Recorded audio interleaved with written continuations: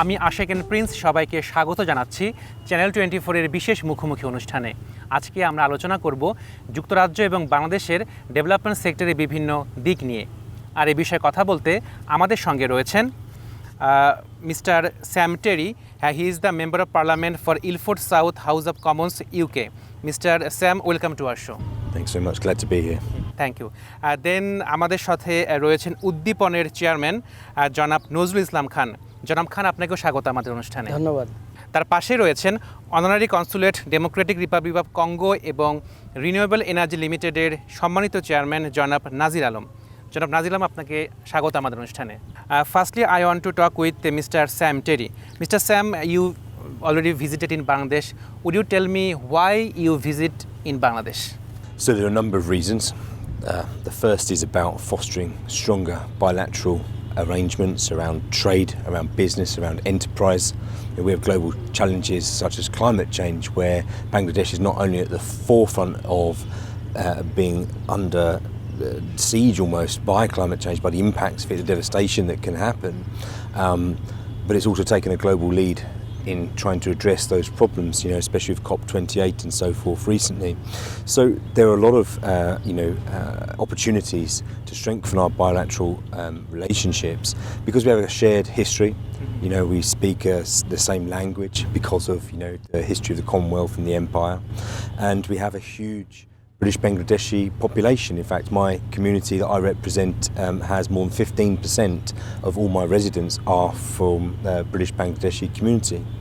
But specifically, I'm here to work and to understand the work of Udipan, who are enlightening me about a whole range of different projects, from projects around solar panels to businesses that are looking to expand battery making capacity both here in Bangladesh and potentially in the UK, to agricultural microfinance projects, really kind of getting a sense of the kind of work that Udipan are doing that's about an ethical, cooperative way of raising the floor for so many people in the poorer sections of Bangladeshi society, but actually looking at the opportunities where we can work together. The products, the high quality products, whether they be dairy products, whether they be the batteries, whether they be in other areas that Udipan are linking up and working with. There is a big market in the UK, and there are opportunities for investment from the UK into Bangladesh, and that to be follows through in the opposite direction. And I think from my point of view, it's really important that as a Labour Member of Parliament, we have elections coming up over the next year. I want to be going back and having discussions with my shadow trade envoy about these opportunities, and that we've actually got it ready to go. We're having the conversations now, and I'm optimistic that there will be a change of government in the UK. That means our opposition party will be in power, and actually if we're having these conversations now, that means that we potentially can begin to deliver far faster. Thank you, Mr. Sam. I will come to you again.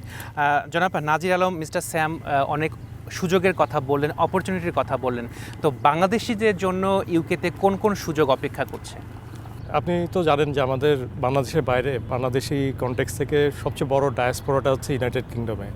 আমাদের স্বাধীনতা সংগ্রামেও একটা বড় ভূমিকা ছিল আমাদের এই ডায়াসপোরার। আপনি যদি রেমিটেন্স কনটেক্সটে চিন্তা করেন, অনেক বড় একটা রেমিটেন্স কিন্তু ইংল্যান্ড থেকে বাংলাদেশে আসে। সো আমরা দুটো পরিস্থিতির মধ্যে দিয়ে যাচ্ছি। একটা হচ্ছে কিছুদিন পরেই কিন্তু আমাদের স্বল্প উন্নত দেশ থেকে আমরা মধ্যম আয়ের উন্নত দেশে চলে যাচ্ছি। তার সাথে সাথে যে ইনসেন্টিভগুলো আমরা আগে পেতাম, সেই ইনসেন্টিভগুলো কিন্তু আমরা আর পাবো না তখন। তার মানে কি, এই নতুন পরিবেশে আমাদের যে কম্পিটিটিভনেস, আমাদের যে লিডিং এজ, এটা যদি এই কৌশলটা যদি আমরা না বদলাই, তাহলে কিন্তু আমরা আমাদের যে ডিজায়ার্ড প্রোগ্রেস সেটা কিন্তু ধরে রাখতে পারবো না। আর এই মুহূর্তে সবাই কিন্তু খুব smart way of doing business করছে, আর আমরা ইনশাল্লাহ আগামী বছর থেকে স্মার্ট বিজনেস কনটেক্সট থেকে ঢুকে যাচ্ছি। তো সেই সব কনটেক্সট থেকে কেমন করে আমরা বাংলাদেশ থেকে আমাদের রাইটফুল পজিশন নিব, not only in the UK, develop কান্ট্রিতে আমাদের টেকনোলজিটাকে ট্রান্সফার করে, আমাদের যে ভ্যালিউজ অ্যান্ড এথিক্স আছে সেটাকে ট্রান্সফার করে, আমাদের সবচেয়ে বড় যে অ্যাসেটটা আছে সেটা হচ্ছে আমাদের হিউম্যান রিসোর্সেস। তো তাদেরকে আমরা কেমন করে স্কিল আপ করব এবং তাদেরকে ওই ভ্যাকেন্সিসগুলোতে ডিগনিফাইড ওয়েতে প্লেস করব, যাতে একটা লং টার্ম এই পজিশনসগুলো থেকে long term remittance and long term development partnerships তৈরি হয়। আমরা এই মুহূর্তে কাজ করছি রিনিউয়েবল এনার্জি কনটেক্সটে, যেটা আমার জন্য ভেরি রেলেভেন্ট। সো রিনিউয়েবল এনার্জির কনটেক্সট থেকে ব্যাটারি টেকনোলজিতে যদি আসেন, আমাদের অনেক ভালো ভালো ব্যাটারি কোম্পানিজ আছে। এই কোম্পানিগুলোকে যদি আমরা প্রমোট করতে পারি, আমাদের কমপ্লায়েন্স, আমাদের স্ট্যান্ডার্ড এটাও যেরকম বৃদ্ধি পাবে, সাথে সাথে আমরা ভালো মূল্যও পাবো সেখান থেকে। আমাদের এগ্রিকালচারাল প্রোডাক্টস এই মুহূর্তে এত ভালো করছে, আমাদের কাজ হচ্ছে এই মার্কেট অ্যাক্সেসগুলো তৈরি করে ফেলা। এবং আমাদের প্রতিষ্ঠানের মটোই হচ্ছে আমরা এক্সেলেন্সটাকে আনতে চাই, সাস্টেন বিজনেস করতে চাই, ছোট থেকে শুরু করব কিন্তু লং লেগেসি তৈরি করব, যাতে আমাদের প্রোগ্রেসটা হয়ে যায় স্মার্ট, এফিশিয়েন্ট এবং মোর প্রফিটেবল। জনাব নাজির আলম, আপনি রিনিউয়েবল এনার্জি সেক্টরের কথা বলেন, তো আর কোন কোন সেক্টরে আসলে অপরচুনিটি রয়েছে? আপনি এনএইচএস এর কথা বলছিলেন, মানে হেলথ সেক্টরের কথা বলছিলেন, তো এখানে কি সুযোগ আছে আসলে? এনএইচএস হচ্ছে আমরা ইউকেতে দেখেছি যে পোস্ট ব্রেক্সিট এবং কোভিড পরবর্তী যে সিচুয়েশন হয়েছে, প্রচুর কোয়ালিফাইড নার্সেস এখন ভ্যাকেন্সি তৈরি হয়ে গেছে। আগে যারা ইউরোপিয়ান ইউনিয়ন থেকে আসতেন, তারা ব্রেক্সিটের কারণে অনেকেই হয়তো নিজেদের দেশে ফেরত গেছেন। তো একটা বড় ভ্যাকেন্সি যেহেতু তৈরি হয়েছে, আমরা তো ট্রেডিশনালি দিতে চাই সোসাইটিকে। সো কেয়ার গিভিং, নার্সিং, এই প্রফেশনসগুলো আমাদের মধ্যে অনেক আগে থেকেই আছে, কিন্তু যেটা নাই সেটা হচ্ছে স্ট্যান্ডার্ডাইজেশন। ওইখানে যে কোয়ালিফিকেশন নিয়ে আমার যাওয়া দরকার, যেটাতে ওনারা আমাদেরকে ওয়ার্ক পারমিট ইস্যু করা কিংবা একটা ডিগনিফাইড পজিশনস নেওয়া, এই জায়গাটা আমাদের ছিল না। তো সেই ক্ষেত্রে আমরা যাতে ওনাদেরকে রাইটফুল পজিশনে এখান থেকে ইংল্যান্ডে কিংবা অন্যান্য উন্নত দেশে পাঠাতে পারি, এবং সেই কনটেক্সট থেকে পার্লামেন্ট, ব্রিটিশ পার্লামেন্টের কনটেক্সট থেকে বলছি, ব্রিটিশ হাইকমিশনের কনটেক্সট থেকে বলছি, সবার সাথে একসাথে কাজ করে যাতে আমরা এই ক্ষেত্রটা তৈরি করতে পারি। তো ওই স্কিল ডেভেলপমেন্টটা আমাদের একটা প্রায়োরিটি। জি, ধন্যবাদ নাজির আলম। জনাব নজরুল ইসলাম খান, আপনি তো সরকারের সচিব ছিলেন, সরকারের সাথে ওতপ্রোতভাবে জড়িত ছিলেন, তো সেই ক্ষেত্রে অনেক অপরচুনিটি রয়েছে ইউকেতে। তো স্কিল ম্যান পাওয়ার তৈরির ক্ষেত্রে ল্যাকিংসগুলো কোন জায়গায় এবং কোন জায়গাতে আমাদের এখন অ্যাড্রেস করা উচিত?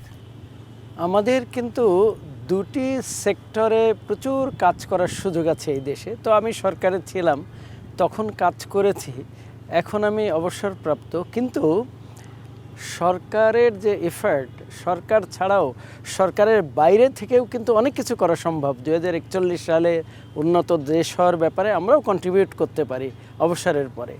তাই আমরা ভেবেছি দুটি কারণে। একটা হচ্ছে, যদি এখন আমি চ্যারিটি কিংবা ভলেন্টারি কাজ করি, গবেষণায় বলে শরীর সুস্থ থাকে, মন ভালো থাকে দেশকে কন্ট্রিবিউট করতে পারলে।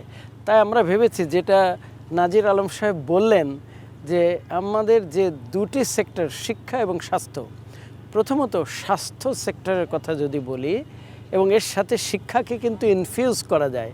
যারা এখান থেকে নার্সিং পড়ছে, তারা নার্সিং পড়ার শেষের দিকে লাস্ট 6 মান্থস যদি তাদেরকে ইউকের কোনো একটা বিশ্ববিদ্যালয় বা কলেজে ওই নার্সিংটায় পড়তে পারে, তাহলে সেখানকার যে চাহিদা তার সাথে টিউনড হতে পারে, তারপর সেখানে কাজ করতে পারে। তাহলে একটা স্কিল্ড ম্যান পাওয়ার হলো, তাদের একটা গেইন হলো, নলেজ, স্কিল, অ্যাটিটিউড পজিটিভ হলো, তখন তারা কাজ করতে পারে, একসময় তো দেশে এসে কন্ট্রিবিউট করতে পারবে, এবং financial as well as intellectual contribute করতে পারবে। সেটার পক্ষে আমরা কাজ করছি। উনি বলেছেন, আমরা ব্রিটেনের একটা বিশ্ববিদ্যালয়ের সাথে আমরা চুক্তি করেছি, সেখানে যাবে, পড়বে এবং সেখানে কাজ করবে। এটি একটা দিক, জাস্ট একটা কথা বললাম। দ্বিতীয় আর একটা দিক হচ্ছে শিক্ষারও। আমরা চেষ্টা করছি আমরা উদ্দীপন থেকে একটা বিশ্ববিদ্যালয় করার, তারপরে জয়েন্ট আমরা করব। তার কারণ ব্রেক্সিট হওয়ার পরে আমরা দেখেছি যে কোনো নতুন জিনিসে কিছু সমস্যা তৈরি হয়, কিছু প্রবলেম হয়, চ্যালেঞ্জেস হয়, but on the same time নতুন যখন কোনো কিছু হয়, তখন অপরচুনিটিসটাও তৈরি হয়। এই অপরচুনিটিসটা তৈরি করে নিতে হয় বা সুযোগ নিতে হয়। এখন কিন্তু অনেক অপরচুনিটিস হয়েছে, অলরেডি বললেন, আমাদের এখান থেকে অনেক কিছু রপ্তানি করতে পারি, জয়েন্ট ভেঞ্চার করতে পারি। ইউকে একটা উন্নত দেশ, তাদের টেকনোলজি, তাদের নলেজ, তাদের স্কিল অনেক উন্নত। সুতরাং আমাদের অনেক প্রতিষ্ঠান যদি তাদের সাথে কোলাবোরেট করে, তাহলে আমরা 2041 সালে আমাদের যে গোল, সেখানে সহজে পৌঁছাইতে পারবো। আমরা একটা উদাহরণ হিসেবে বলি, দেখেন, আমাদের এখানে প্রতি বছর 7,500 মানুষ সাপের কামড়ে মারা যায়। আমাদের কোনো সাপের ভ্যাকসিন নাই, এবং ইন্ডিয়া থেকে আসে, কিন্তু এগুলোও কিন্তু ইফেক্টিভ না। কেন ইফেক্টিভ না? ভারতে যে সাপ আছে, আমাদের সাপের জাতটা কম্পারেটিভলি ডিফারেন্ট, যে বিষের কন্টেন্টটা different, structure chemical structure different, সেজন্য অত ইফেক্টিভ হয় না। তাছাড়া কোন সাপের বিষ এটা তারাও ভালো জানে না, আমরাও ভালো জানি না। সেজন্য আমরা চেষ্টা করছি যে এখানে আমরা একটা উদ্দীপন থেকে যে কুমিরের ফার্ম আমার আগের যিনি চেয়ারম্যান ছিলেন কিনেছেন, সেখানে আমরা সাপের ফার্ম করব এবং ইউকে টেকনোলজিক্যাল হেল্প নেব আমরা মানে সাপের বিষের যে অ্যান্টিডোট বা অ্যান্টিবডি সেটা তৈরি করার ব্যাপারে, অর্থাৎ বিষের প্রতিষেধক হিসাবে এটা আমরা করব। অ্যান্টিভেনম যেটাকে আমরা বুঝি যা জানি, তো সেই দিকে আমাদের অনেক সুযোগ আছে। এছাড়া আমাদের এখন তো সুপার মার্কেট গড়ে উঠছে, তাদের ক্ষেত্রেও কিন্তু আমরা অনেক প্রোডাক্ট এখন হচ্ছে। একটা সময় কিন্তু আমরা কৃষি পণ্যের আমাদের কৃষকরা পায় না দাম, সুতরাং আমরা যদি সেগুলো তখন মরিচের অনেক সময় একদম সস্তা হয়, অনেক সময় আমরা পাই না, এগুলো যদি টেকনোলজি প্রয়োগ করে আমরা পেস্ট করি এবং প্রিজার্ভ করি, বিদেশে রপ্তানি করি, এখানেও প্রিজার্ভ করি, তাহলে কিন্তু আমাদের অনেক কৃষকরা ন্যায্য মূল্য পাবে, আমাদের দেশের মানুষও কম মূল্যে সেটা ভোগ করতে পারবে। এটা তো আছেই।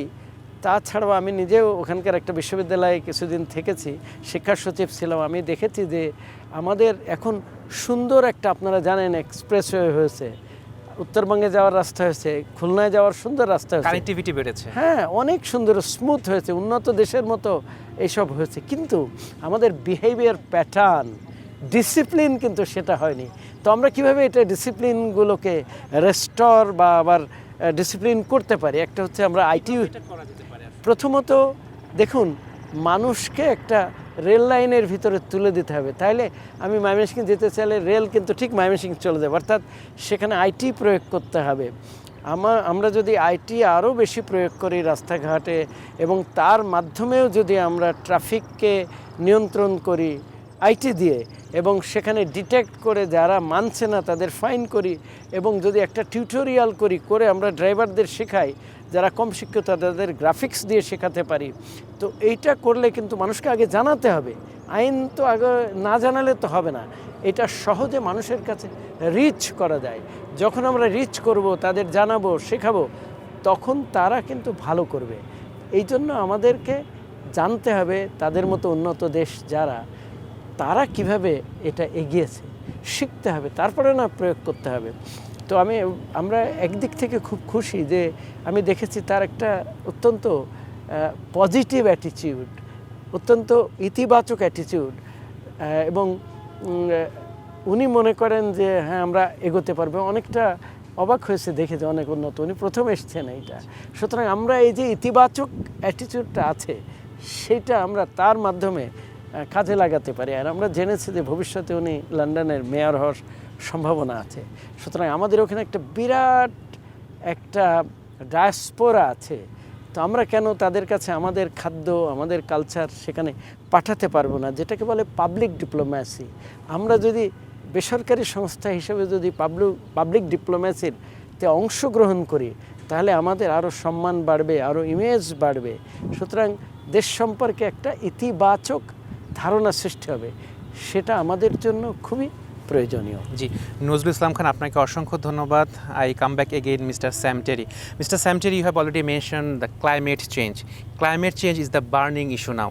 According to the UK white paper, we have learned that poverty reduction and climate change will be the lead focus to maintain relation with other countries. So which types of partnership you offer to Bangladesh, especially in renewable energy? Look, obviously there's a government white paper and I'm an opposition MP. I think there are some basic principles that are similar. I mean, the white paper itself is not necessarily relevant if we have an election within 6 months.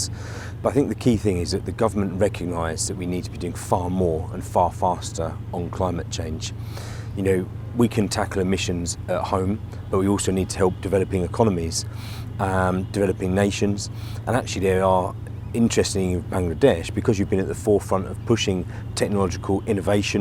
For example, you know, today I had a discussion at the factory that I visited, not just about their battery components, but also actually about the solar rollout that's gone on over the last sort of 5 or 6 years in Bangladesh, and the scale of it. You know, small units that are affordable, that are able to sort of transform the lives of villagers across Bangladesh. You know, that kind of forward thinking is actually also the sort of forward forward thinking we need in the UK, where insulating houses, the rollout of solar panels is just so slow. And in fact, actually the government had backtracked on its what's called a feed-in tariff, basically an incentive scheme where if you have solar panels, money could be paid back to you for excess that goes onto the national grid system. I think, though, that there are opportunities for any government, whether it's through that white paper or potentially a future Labour government, to work with our Commonwealth partners, work with the countries like Bangladesh that we have these historic ties with, that are fighting climate change, and right at the forefront, and say, look, what are the projects we can invest in? Are there reforestation, projects that we can involve ourselves in? Have you got expertise in that we can help in the UK as well? What about ensuring that the mass production of energy is actually done through renewable means? And that's obviously not just Bangladesh, but other countries that may be still using large-scale coal-fired power stations, for example. There's some big emissions. What do we do about, for example, vehicle use? In the UK, we are headed towards a 2050 target of, getting most diesel and petrol vehicles off of the roads. It's an ambitious target. There's a big debate. The government have kind of rode back a little bit at different times. But actually, how do we use what we've learnt in the UK about the rollout of EV vehicles in developing nations? Because actually, there are still real problems around emissions, and I think it's about looking at what kind of models can we have to sort of allow countries that are developing very rapidly not to have to slow their economic development and their growth, because actually historically, because of the Industrial Revolution, it has been European and American, Western so-called nations that have been the main drivers of climate change. It's really only in the last sort of couple of decades that perhaps China, India and some other developing countries have begun to get anywhere near the level of kind of carbon use and output that we've actually been doing for the best part of 100 years. So there's an inequity there that needs to also be thought through and addressed. And I think it's about partnerships where innovation can drive technological advances. In Bangladesh, because of the scale of the impact of climate change, rising sea levels, that sort of thing, the mechanisms that are in place to tackle that, I think you're going to have a very rapid pace of learning. As we saw with the solar panel rollout, that's one of the most successful in any kind of global south country. And actually, I think we could be saying, well, how do we then take that model, work with you through Department for International Development, or whether it's future iteration is through the sort of trade bodies that the UK has, to actually go into other countries? Because look, no one country in isolation is going to be able to tackle climate change. We have to do it in partnership. Absolutely. And there is a responsibility. It's very interesting. If you came to one of my local primary schools in my constituency and you spoke to many of the children there, and a lot will be from different South Asian diaspora communities. We're probably on the third or fourth generation at least now, but they all say, my grandparents who live in Bangladesh, this is a real issue for them. The impact of climate change is something that's going to affect my family and my sort of cultural heritage in Bangladesh. It makes it really real to people because that dramatic impact. And conversely, of course, the UK has also been affected more regularly now by very severe and adverse conditions. People in Bangladesh might be astonished to know that parts of southeast England are classified as semi-arid climates. So much of the green and pleasant land of England, actually we are having water shortages because of climate change. We are having adverse weather conditions, we are having far more flooding, we're having far more storms, the severity of those. And when I was a child, you'd be very lucky if in the summer holidays the temperature got above 28 degrees. Now, okay, in Bangladesh that can be a regular occurrence, but now we're seeing temperatures reaching nearly 40 degrees in parts of the UK. So climate change is real, and actually we need to grab those opportunities to both help nations develop, but also what are they going to teach us, and how can, for example, financing, sort of the reforestation, solar projects, all of that sort of stuff be something that's at the forefront of our international aid budgets. So what's about your thinking about the adaptation fund regarding climate change? So, I mean, look, I'm of the view that things like adaptation funds need to be really kind of like laser focused, you know, so that we get best value for money out of them. You can't just, you know, have a bottomless pit of money, but actually if we can identify projects, and part of the purpose of me coming here to Bangladesh is to learn more about what's worked, what is working, what can be upscaled, what can be taken to other developing nations and actually help them also grow economically, but also meet their challenges of climate change. Thank you Sam Terry, I will come back again to you. জনাব Nazir Alam, renewable energy নিয়ে আপনারা কাজ করছেন, তো বাংলাদেশে renewable energy সেক্টরে কাজ করার মতো আসলে প্রতিবন্ধকতাগুলো কি এবং চ্যালেঞ্জগুলো কী কী মনে করেন আপনি? বাংলাদেশে যে চ্যালেঞ্জগুলো আছে, যেটা সব দেশেই আছে, সো বিষয়টা হচ্ছে যে আমরা তো ট্রেডিশনাল যে ফুয়েল লেড যে এনার্জি, এগুলো নিয়েই চিন্তা করি। আমরা দেখে এসেছি যেটা, সেটাকেই সাধারণত সামনের দিকে আগানোর জন্য ওটাকেই ধরে রাখি।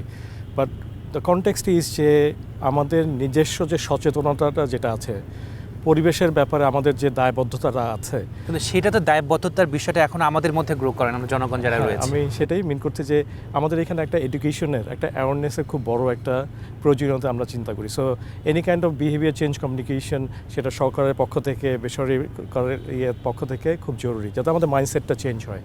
সরকারি পলিসি আছে যে আপনি যখন কোনো স্টাবলিশমেন্ট করবেন সেখানে একটা অংশ সোলার ইন প্লেস করা, বা এটা কিন্তু আপনি যদি খবর নিয়ে দেখেন এটা একটা মেয়ারলি লাইক এ ফর্মালিটি, কিন্তু এটা থেকে যে আসলেই কি বেনিফিট হচ্ছে সেগুলোর আরও প্রচারণা দরকার।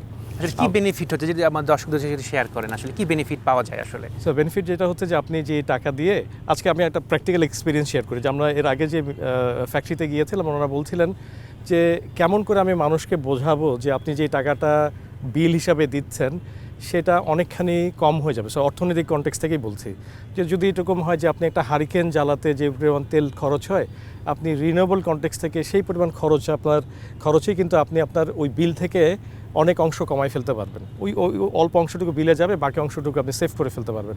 আপনি যদি সেভ করেন তাহলে আরেকজনের কাছে এই অ্যাক্সেসিবিলিটিটা তৈরি হবে, তো মানুষের মধ্যে এই ধরনের এই অ্যাভেলেবিলিটিটা, কানেক্টিভিটিটা তৈরি হয়ে যাবে। আমরা একটা জায়গাতে খুব পিছিয়ে আছি, সেটা হচ্ছে নতুন নতুন যে টেকনোলজিগুলো আছে এই মুহূর্তে, যেহেতু আমরা নিজেরা টেকনোলজি তৈরি করছি না, সো সেই টেকনোলজিগুলোকে নিয়ে আসা। আমরা আমাদের রিনিউয়েবল এনার্জি লিমিটেডের পক্ষ থেকে যেটা করেছি যে আমরা টার্কিতে গিয়েছি, যে ওইখানে কী ধরনের জার্মান টেকনোলজি বেসড প্যানেল তৈরি হচ্ছে। আপনি শুনে খুব অবাক হবেন যে আমরা সাধারণত যেটা করি যে সূর্যের দিকে ফেস করে একটা সোলার প্যানেল বসানো হচ্ছে, যেটা আমরা সাধারণত দেখি, সেই ফেসিংয়ের উপরে কিন্তু ও এনার্জিটাকে কনজিউম করে, তারপর সেটা আপনার গ্রিডের মধ্যে আসে কিংবা আপনার ব্যবহারের জন্য আসে। বা টার্কিশ প্যানেলটা হচ্ছে আপনি যে দিকেই ফেস করছেন, ওই সামনের দিকেও পিছনের দিকেও বোথ ওয়েজে ও এই এনার্জিটা সে নিউ টেকনোলজি, আপনি সেটাকে বিভিন্ন ফরমেশনের মধ্যে নিয়ে আসতে পারছেন। মানে হচ্ছে যে আপনি যদি বাড়িতে একটা সিরামিকের কিংবা টেরাকোটার কোনো একটা ছাদ করতেন, আপনি কিন্তু এখন এই সিরামিকের প্যানেলের প্যাটার্ন দিয়েই ওরকম করে সৌন্দর্য বর্ধন করতে পারবেন। তো আমাদেরকে আসলে ওই জিনিসগুলোতে যেতে হবে যে কোন টেকনোলজিটা আমাদের জন্য ভালো হবে, যেহেতু আমাদের ল্যান্ডের একটা স্কারসিটি আছে, হ্যাঁ। সো সেই কনটেক্সট থেকে মাথায় রেখে এই ধরনের অ্যাডাপ্টেশন ইজ ভেরি ইম্পর্টেন্ট। ধন্যবাদ নাজির আলম।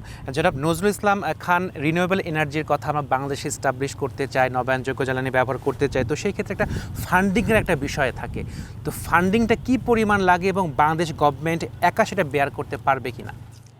আমার মনে হয় কিছু ক্ষেত্রে সোজা, কেন সোজা সে একটা উদাহরণ দিই, আমাদের যে রেল স্টেশনগুলো আছে সেখানে আমরা যদি বলি আমাদের যারা আছে তারাই পারবে, কিন্তু বহু লোক আছে যদি বলি যে এখানে রেল স্টেশনে যে সোলার প্যানেল দিয়ে সৌরবিদ্যুৎ করবে তাদের কাছ থেকে আমরা বিদ্যুৎ কিনবো, অর্থাৎ রেলওয়ে ডিপার্টমেন্ট, এবং তখন কিন্তু অনেকে এসে ইনভেস্ট করবে, এবং তার পাশাপাশি বিদ্যুৎ ডিপার্টমেন্টও আগ্রহী হতে পারে, তার কারণ আগে যে খরচ হতো নাজির আলম সাহেব বললেন তার চেয়ে কিন্তু কম খরচ হবে।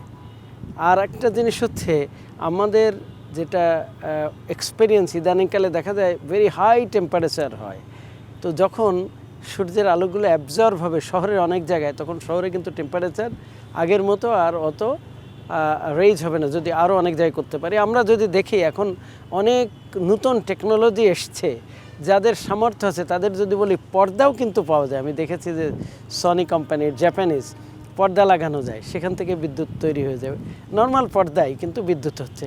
আমরা যদি আমাদের এখানে যে 300 ফিট যে রাস্তা হয়েছে এর উপরে দুই পাশে পিলার দিয়ে নান্দনিকভাবে যদি আমরা এটা করি, তাহলে কিন্তু সুন্দর বিদ্যুৎও তৈরি হবে, ছায়া হবে, টেম্পারেচারও সাশ্রয় হবে। এখন এর অনেকগুলোই কিন্তু দেশের, কিন্তু একটা প্রশ্ন আসতে পারে যে এইগুলো আমদানি করতে তো বৈদেশিক মুদ্রা লাগবে। সেই জন্য আমরা ওনাদের সাথে যৌথভাবে আমরা কাজ করতে পারি। যৌথভাবে আমরা যদি এখানে ইন্ডাস্ট্রি করি, তাহলে আমরা সেভ করতে পারবো এই মানিটা, আমরা টেকনোলজি ট্রান্সফার হবে এবং আমরা রপ্তানি করে আরও এই টাকাটা আমরা আয় করতে পারবো বাইরের থেকে। টার্কি যদি পারে, আমরা পারবো না কেন? আমাদের তো দেশে অনেক ইন্ডাস্ট্রি হয়েছে এখন, সেটা সম্ভব। এটা একটা আছে আমাদের এখানে বায়ু দিয়ে, বাতাসের যে শক্তি দিয়ে যে বিদ্যুৎ তৈরি করা, এটা একটা দিয়ে 1 মেগাওয়াট 2 মেগাওয়াটও হয়। তা আমাদের কোস্টাল বেল্টে কিন্তু আমাদের এখন একটা ম্যাপিং, উইন্ড ম্যাপিং হয়েছে। সুতরাং সেখান থেকে আমরা উইন্ড টারবাইন করে কেন আমরা পারবো না? স্যার, একটা বিষয়, একটা তো আছে উইন্ড টারবাইন, তো একটা আছে, সেটা তো সেভাবে ফাংশনেবল না। তো একটা তো আছে, সে তো ইউজ করতে পারছি না আমরা, তো এই জায়গায় ব্যর্থতা অথবা দেখুন, আমরা করতে পারছি না। একটা বিষয় হচ্ছে কি, মাস স্কেলে যদি আমাদের 1000 থাকে, 10টা অচাল থাকলে কিছু আসে যায় না। সুতরাং আমরা একটা করে এটা এক্সপেরিমেন্ট করেছি। আমাদের এখানে এখন দরকার মানে ব্যাপকভাবে এইগুলো করা। তার কারণ আমাদের ফসিল ফুয়েল, এটাতে ঢাকার বাতাস দেখেন শীতকাল আসলে কেমন হয়ে যায়। যদি আমাদের ইলেকট্রিক ভেহিকেল হতো, অর্থাৎ ইলেকট্রিক ভেহিকেল তো বিদ্যুৎ দিয়ে রিচার্জ করে তারপরে তো চলতো, তাহলে কিন্তু আমাদের ঢাকার বাতাস আরও অনেক সুন্দর হতো। তো সেই দিকগুলো আছে, সেখানে কিন্তু করা সম্ভব। কিন্তু প্রথম দিকে কিন্তু সমস্যা। আপনি খেয়াল করেন, প্রথম দিকে ইলেকট্রিক বাল্ব কতক্ষণ থাকতো, কয়েক মিনিট পরে কিন্তু ফিউজ হতো। এখন বছরের পরে বছর। এটা নতুন আমাদের একটা অভিজ্ঞতা, এটা করা সম্ভব। সেই জন্য আমরা, উনি এসছেন, উনি কিন্তু ব্রিটিশ বাংলাদেশি, উনি কাজ করছেন আমাদের সাথে, ওই দেশে বসে আরামও করতে পারতেন। সেরকম আমাদের আরও অনেকগুলো সাবসিডিয়ারি আমরা করব ভাবছি জনগণের জন্য। এটা কোনো সোশ্যাল বিজনেস, এটা তো কোনো, আমরাও কিন্তু ওখানে বিনা পয়সায় কাজ করি, আমি অন্য কাজও করি সেই সাথে। তো এটার সুবিধা হবে কি, যে আমরা সরকারের সাথে একসাথে মিলে দ্রুত আমরা 2041 সালের দিকে ধাবিত হব এবং কোনো অসম্ভব কোনো সমস্যাই কিন্তু সমস্যা না। আমরা যদি একযোগে কাজ করি, সরকার এবং বেসরকারি সংস্থা যদি একসাথে কাজ করি, তাহলে ভালো। আরেকটা বড় দিক হচ্ছে, আমাদের এখান থেকে আমরা এই প্রতিষ্ঠানকে টার্ন করাচ্ছি একটু অন্যভাবে। মাইক্রো ফাইন্যান্স সবাই বলে এনজিওকে, তাই না? আমরা বলছি এটাকে এন্টারপ্রেনিউর তৈরির একটা প্রতিষ্ঠান করছি। কেন? আমরা লক্ষ্য করেছি, আমি লক্ষ্য করেছি সরকারের থেকে, যে ব্যাংক কিছু প্রতিষ্ঠানকে টাকা দিতে চায় না। তার কারণ ব্যাংকের কাছে কম টাকা, এটা ইনভেস্টমেন্ট কম, ছোট ছোট ইনভেস্টমেন্ট। আবার এনজিও কিছু লোকদের টাকা দিতে চায় না, কারণ এনজিও যা দেয় 20-10 লাখ টাকা, তার চেয়ে উপরে যায়। এই যে সেগমেন্টটা আছে, এই যে নিশটা আছে, এই নিশটা কিন্তু আনসার্ভ থেকে যাচ্ছে। তাতে অসুবিধা হচ্ছে কি, কিছু লোক যখন পভার্টি থেকে উপরে যাচ্ছে, আবার তারা কোনো সুযোগ পাচ্ছে না, আবার নেমে যাচ্ছে। আমরা এখানে করছি কি, আমরা উদ্যোক্তা উন্নয়নে উদ্দীপন বলছি। আমরা উদ্যোক্তা তৈরি করার জন্য আমরা তাদেরকে ক্যাপিটাল দিচ্ছি, তাদেরকে অ্যাকাউন্টিং স্কিল দিচ্ছি ট্রেনিংয়ের মাধ্যমে, তাদেরকে রেগুলেটরি রেজিমের যে নিয়মকানুন আছে সেটা শেখাচ্ছি, ম্যানেজমেন্ট স্কিল দিচ্ছি, এটাও ট্রেনিংয়ের মাধ্যমে। সুতরাং আমরা আশা করছি যে আমরা এই বিভিন্ন এনজিও কাজ করে তাদেরকে যে একটা উত্তরণের একটা পর্যায়ে নিয়ে যাচ্ছে, নেক্সট স্টেপে আমরা এই একতলা থেকে দোতলায় তোলার কাজটা আমরা করব। সেই জন্য কিন্তু আমাদের দেশের অভিজ্ঞতা ছাড়াও বিদেশের অভিজ্ঞতা দরকার, উন্নত দেশের অভিজ্ঞতা দরকার। সেই জন্য আমরা অন্যদের সাহায্য নিতে যাচ্ছি। আর তাকে আমরা দেখেছি এই সময় অনেকেই নেতিবাচক কথা বলে, but what I observe from him, he is very positive and he want to support us in a great way. আর তার কনস্টিটিউয়েন্সিতে 15% বাংলাদেশি আছে, এটাও আমাদের জন্য positive. So let us work together. জনাব নাজির আলম, আপনি টেকনোলজি এক্সচেঞ্জের কথা বলছিলেন, ল্যাবের প্রয়োজন আছে এর জন্য, তো এরকম কোনো ল্যাব প্রতিষ্ঠার কোনো উদ্যোগ আপনারা নেবেন কিনা? আমরা উদ্দীপনের পক্ষ থেকে খুব আনন্দের সাথে জানাচ্ছি যে কোয়ালিফিকেশনসগুলোর মাধ্যমে আমাদের দেশের মানুষ ইউনাইটেড কিংডম কিংবা এই ধরনের কোনো দেশে কাজের ক্ষেত্রে তাদের কোয়ালিফিকেশনটাকে ইমপ্রেস করতে পারবে, তার জন্য একটা ট্রান্সফরমেশন দরকার। আমাদের যে সার্টিফিকেশন আছে, আমাদের যে কোয়ালিফিকেশন আছে, এটাকে আমরা নতুন টেকনোলজি দিয়ে ওই কোয়ালিফিকেশনে অ্যাডাপ্টেশনটা করাবো। এসকেএস টাওয়ার যেটা মহাখালীতে আছে সেখানে আমরা একটা ল্যাব তৈরি করছি এবং আপনাকে একটা জিনিস বলছি যে আমরা কেমন করে স্মার্ট বাংলাদেশে যাচ্ছি।